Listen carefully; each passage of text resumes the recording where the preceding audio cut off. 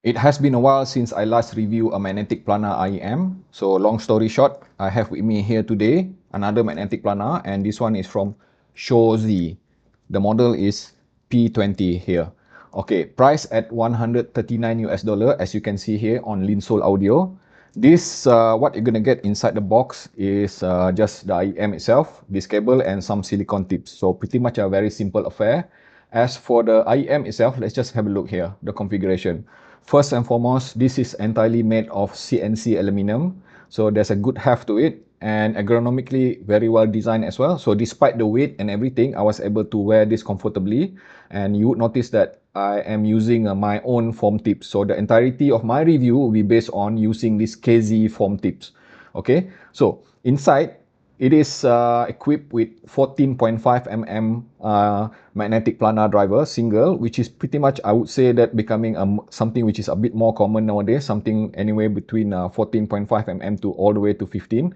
And the most interesting thing about this P20 is that the impedance rating is kind of a bit higher according to the current standard, which is at 30 ohm, and sensitivity at fairly okay at 105 dB. So as for the rest of it, pretty much a simple affair. 2-pin detachable, of course, and with silicone tips.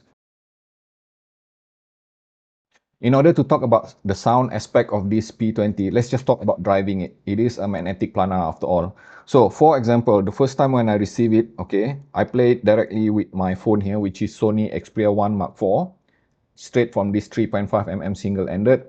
This, the combination of these two is pretty much, I would just simply say that, usable and not much of headroom left. And I think the same can be said even for this smaller type dongle here, under 1 VRMS, even for this 1.6 VRMS Jackery JM6 Pro, or even this KZ AM01, right? It is just simply enough for casual listening, but don't expect stellar performance coming from this P20, because I would even say that the sort of sound which I'm hearing is kind of a bit dry and lean, and does not, right, indicate that it is like running at full potential. And true enough, as you can see here, right in front of me here, okay, I have started to explore a bit more. And also, I know perhaps you don't believe in burn-in.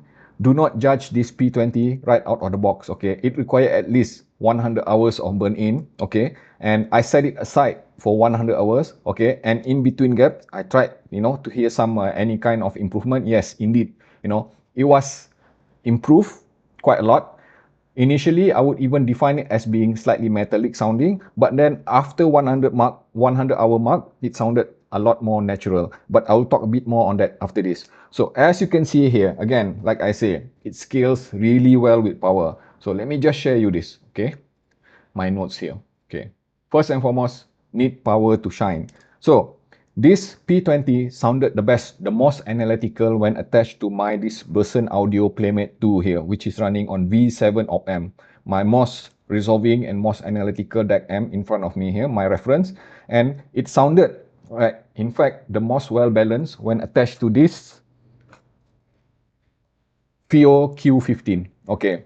This FEO Q15 is naturally rich sounding, analytical, with very well balanced between being, analog and hi-fi, and in fact a bit more on analog. It is definitely rich sounding, and the same can be said also for this Sony PCMD 100 my DAP here, which is both of them are equally very pleasing to use with this P20.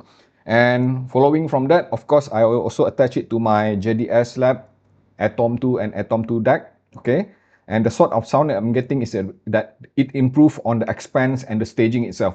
It sounded a lot more open than any other combination which I have here, and proper balance of being organic and analytical at the same time.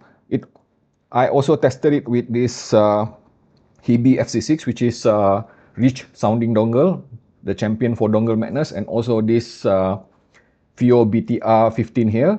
And surprisingly, this BTR15, despite being small, it offers a similar kind of openness to the sound itself as compared to JDS Lab. So the summary is that in order to get the best out of this P20, you need to put proper power to it. Okay, do not expect it to sound the best if you are not willing to actually invest on proper source for it. So once everything has been met, the sort of sound that I'm hearing is something which I would consider as near neutral V sound curve. So there's a mild V sound curve, with a hint of being neutral, just a slight boost in the lower frequency, especially in the mid-bass region.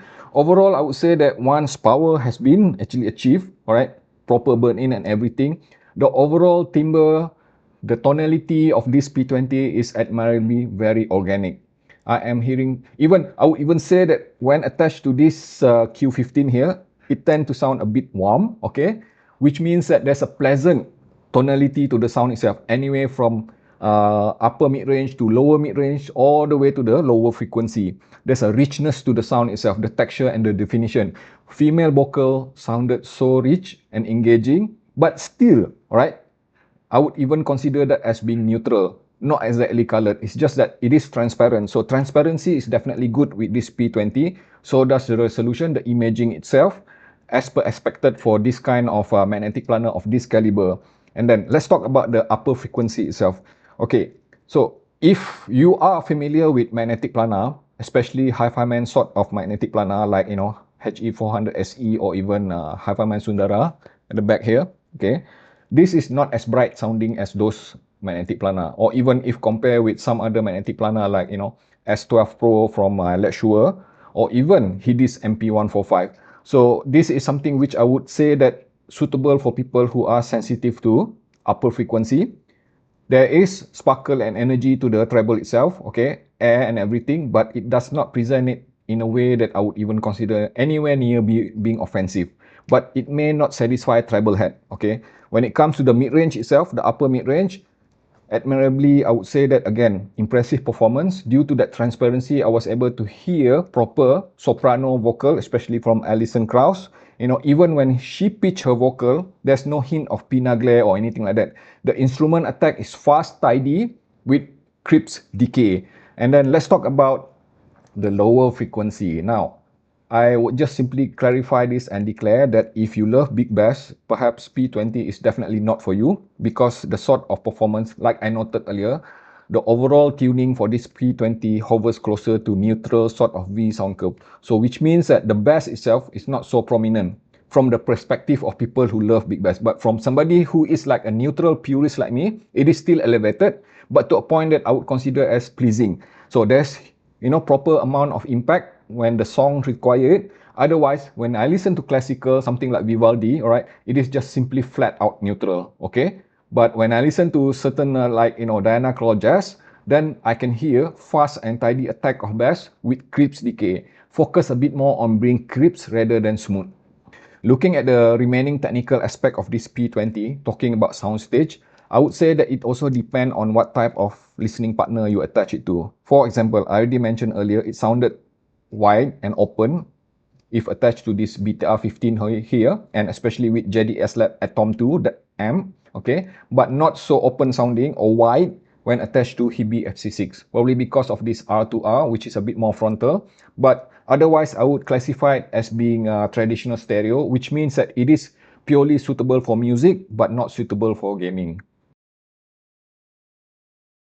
Now, let's just quickly talk, the comparison between the best of the best, okay, which is Hidis MP145. I must admit that, MP145 still retain, alright, the superiority when it comes to resolution and imaging, and also transient speed, okay, with the airy decays and everything. It is a bit more resolving, especially with the upper frequency and upper mid-range. But by that account, alright, MP145 tend to be a bit more energetic and aggressive, especially if you are sensitive to upper frequency. So if you ever listen to MP145 and think that is a bit too much for you, too spicy for you, especially with the upper frequency, or even too bassy, alright, because MP145 is a stronger V sound profile, then I would even say that either you choose P20 or Caffeine Planar, alright.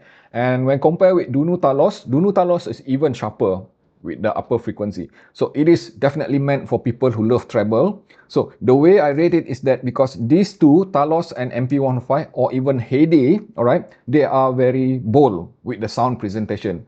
So this is considered something like edging closer towards being safer tuned. So that's why it is scoring slightly less, but in the overall scheme of things, I would say that musically, this is very well balanced, a bit more better balanced as compared to MP145 or even Dunu Talos or even Tangzu Heyday, due to that element of being musical and analytical.